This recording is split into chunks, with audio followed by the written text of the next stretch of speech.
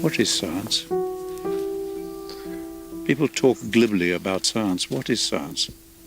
People coming out of a university with a master's degree or a PhD, you take them into the field and they literally don't believe anything unless there's a peer-reviewed paper.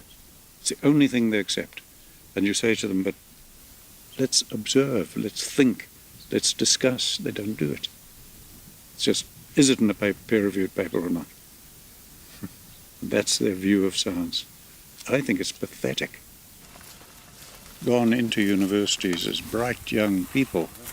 They come out of them brain dead, not even knowing what science means. They think it means peer-reviewed papers, etc. No, that's academia. And if a paper is peer-reviewed, it means everybody thought the same, therefore they approved it. An unintended consequence is that when new knowledge emerges, new scientific insights, they can never, ever be peer-reviewed. So we're blocking all new advances in science that are big advances.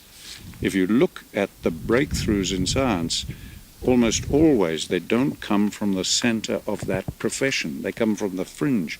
People see it differently. The finest candle makers in the world couldn't even think of electric lights. They don't come from within. They often come from outside the breaks. We're going to kill ourselves because of stupidity.